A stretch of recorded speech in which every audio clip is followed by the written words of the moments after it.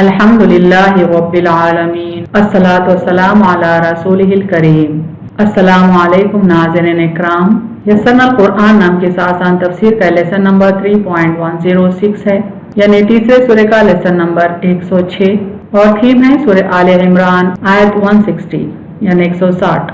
Topics covered इस तरह से हैं: सबसे पहले तिलावत, उसके बाद word by word and phrase by phrase translation, फिर तफसीर, आखिर में कुछ अहम नुकात, एक्नॉलेजमेंट और रेफरेंसेस। औज़ु बिल्लाहि मिनश शैतानिर रजीम, बिस्मिल्लाहिर रहमानिर रहीम। इन यंसुरकुमुल्लाहु फला गालिबा लकुम व इन यग़्ज़ुलकुम फमन ज़ल्लज़ी यंसुरुकुम मिन बअदिही व अलल्लाहि फलयतवक्कलिल मुमिनून। वर्ड बाई वर्ड ट्रांसलेशन देखें। इन रूट वर्ड है अलीफ नून से, माने अगर, इफ। यंसुरकुम नून स्वाद रॉ से है, माने वो मदद करे, ही हेल्प्स यू। अल्लाहु अलीफ लाम हा से है, माने अल्लाह अल्लाह। फला लाम अलीफ से है, माने तो नहीं, देन नॉट। गालिबा गैन लाम बा से है, माने गालिब, ओवरकम। लकुम लाम से है, माने तुम पर, ऑन यू। व इन अलीफ नून से है, माने और अगर। And if. यग़्ज़ुलकुम खा ज़ाल लाम से है, माने वो तुम्हें छोड़ दे, ही forsakes you। फमन मीम नून से है, माने तो कौन, देन हु। ज़ा ज़ाल अलीफ से है, माने है वो, इज ही। अल्लज़ी अलीफ लाम लाम ज़ाल या से है, माने जो के, द वन हु। यंसुरुकुम नून स्वाद रॉ से है, माने तुम्हारी मदद करे, कैन हेल्प यू। मिन मीम नून से है, माने से, फ्रॉम। बादी बा आइन दाल से है, माने उसके बाद, आफ्टर हिम। वाला आइन लाम या से है, माने और पर, एंड ऑन। अल्लाही अलिफ लाम हा से है, माने अल्लाह अल्लाह। फलयतवक्कल वाउ काफ लाम से है, माने चाहिए कि भरोसा करें, लेट पुट देयर ट्रस्ट। अल मुमिनून अलिफ मीम नून से है, माने मोमिनीन, the believers. Word by word translation Urdu में देखें।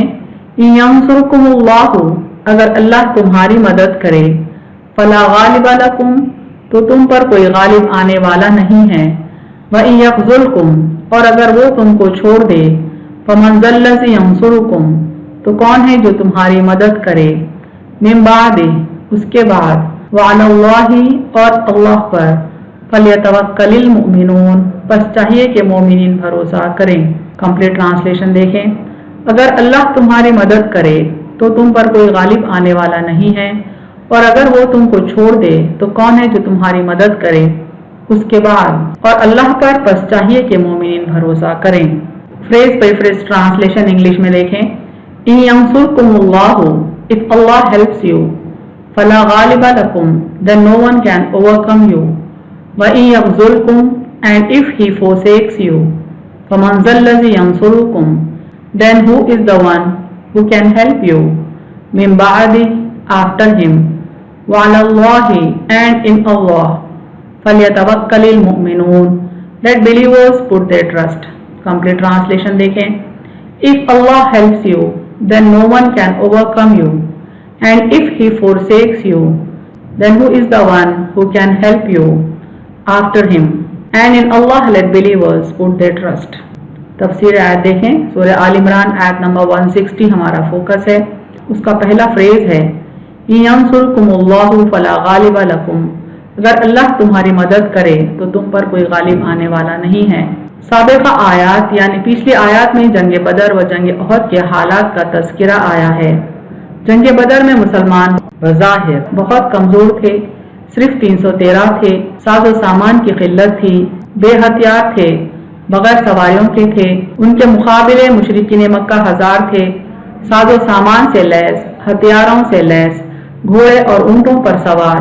कामयाबी के यकीन से जश्न मनाने के लिए साथ में शराब और नाचने गाने वाली औरतें भी मौजूद थीं।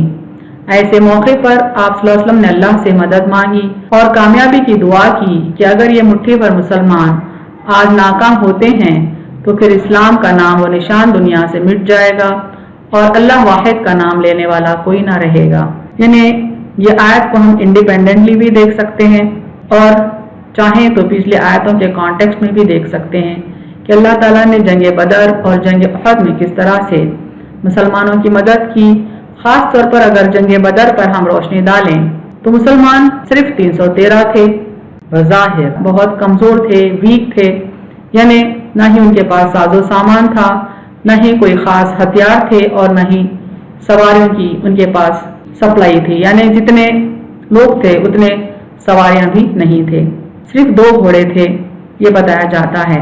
اس کے برعکس مشرکین مکہ 1000 تھے اور بے انتہا ساز و سامان اور ہتھیاروں سے لیس تھے، تمام کے پاس گھوڑے اور اونٹ تھے، یعنی سب اونٹوں پر گھوڑوں پر سوار تھے، اور انتہا یہ ہے کہ ان کو کامیابی کا یقین تھا اور کامیابی کا جشن منانے کے لیے ساتھ میں شراب اور ناچنے گانے والی عورتوں کو بھی لائے تھے۔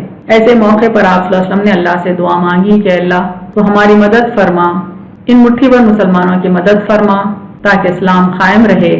اگر اللہ کی مدد نہ آئے تو پھر کوئی اللہ کا نام لینے والا باقی نہ رہے گا۔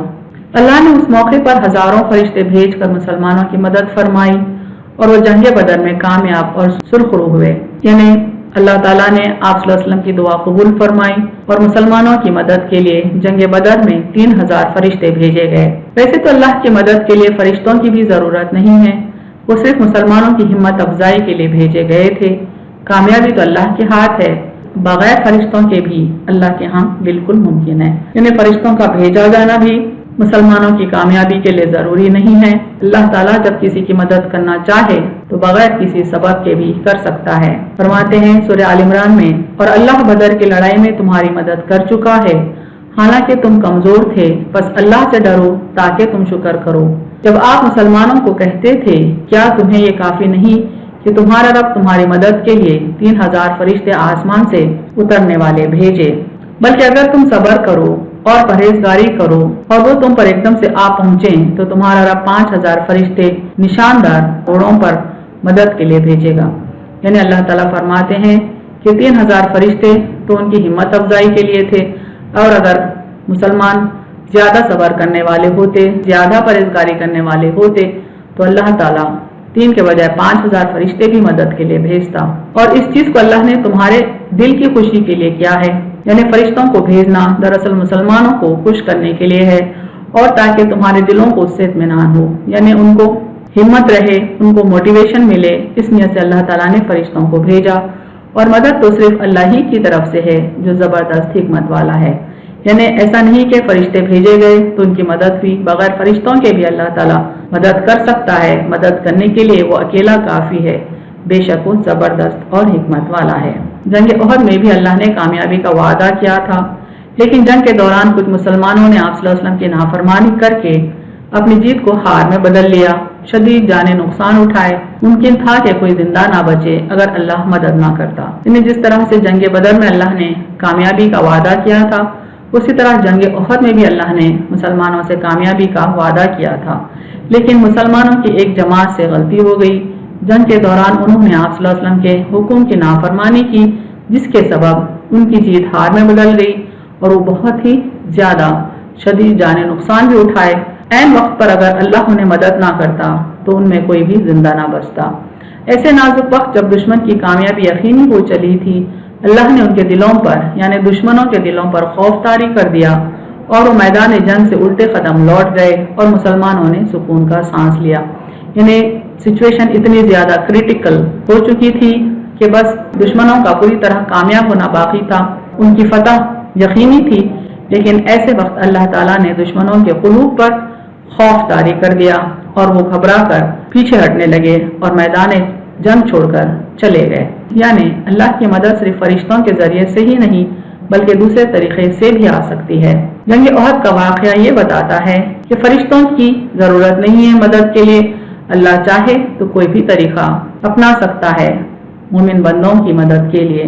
سورہ آل عمران میں جنگ احد کے اس سچویشن کے لیے یہ آیت اتری ہے، دیکھیں، ہم ابھی ڈالے دیتے ہیں خوف کافروں کے دلوں میں بسبب اس کے کہ انہوں نے اللہ تعالیٰ کا شریک ایسی چیزوں کو ٹھہرایا ہے جس پر کوئی دلیل اللہ تعالیٰ نے نازل نہیں فرمائی۔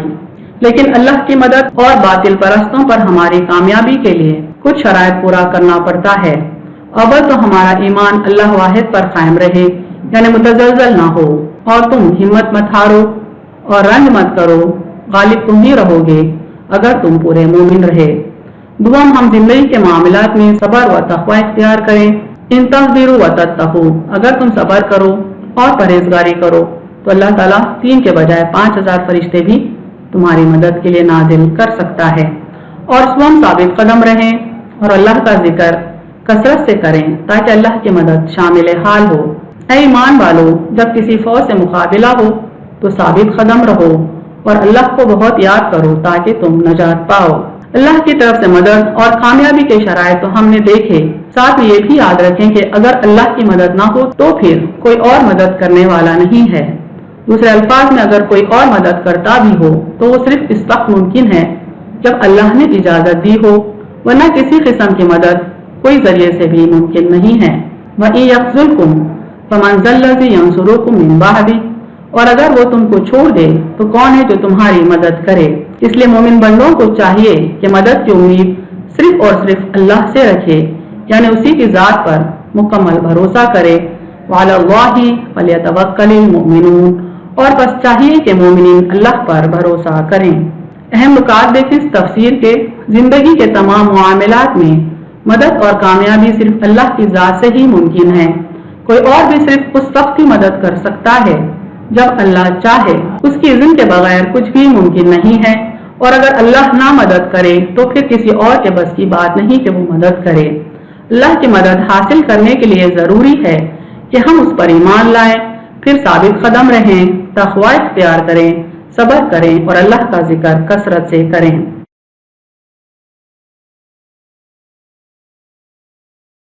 وآخر دعوانا ان الحمد للہ رب العالمین۔